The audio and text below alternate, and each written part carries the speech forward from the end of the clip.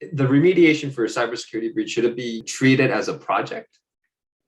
I think in most cases, I have trouble thinking of a case where it wouldn't be smart to treat it as a project, so that you at least have tracking and you have historical, you have lessons learned, and you have a formal process that you can count on.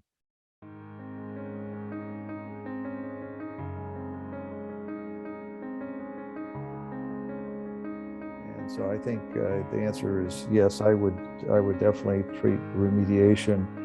Most of the time, you have a lot of interested parties. Could be auditors, could be legal, could be others, and you want to make sure that they are confident in the process and that the remediation actually it worked and can do the best it can to prevent a future breach. Got it. There's so many departments that need to be collaborated with for a situation like this. How does IT engage these proper organizations involved in the incident?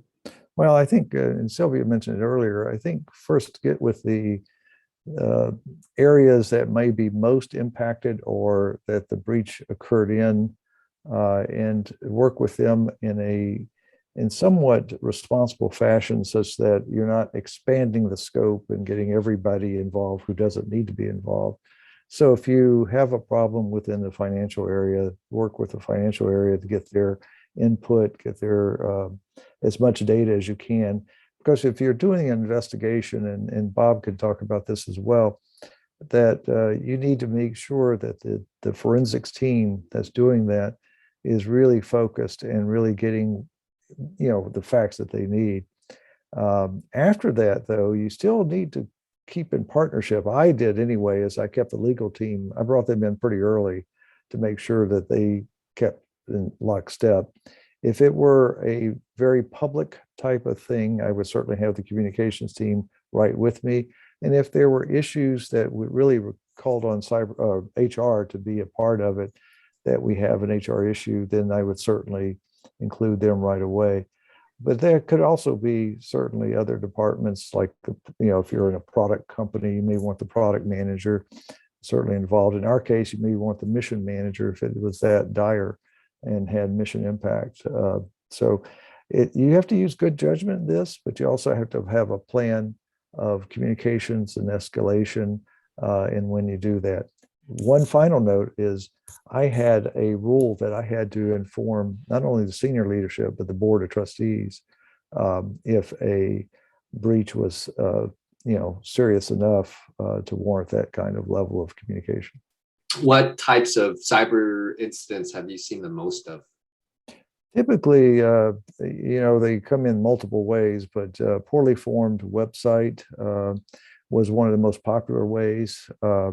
Phishing, as Sylvia indicated, certainly has gotten more sophisticated. I forgot to tell my little embarrassing story that I was physically on a call with the NASA CISO and deputy CISO, and NASA was doing a phishing campaign on us at JPL, and I fell for it because I was distracted, as was my excuse, and I gave my credentials and everything else, and so my penance was I had to take additional training, and it was embarrassing, to be honest with you, but people laughed it off because they got me. But there are multiple things that can create avenues of attack, and you certainly could plan for most. You could try to have prevention technologies and capabilities in place, but those are the things I've seen the most impact.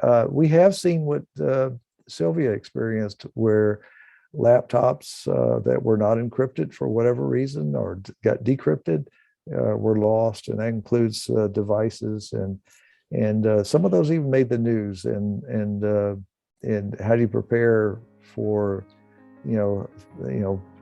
educating people on what to take?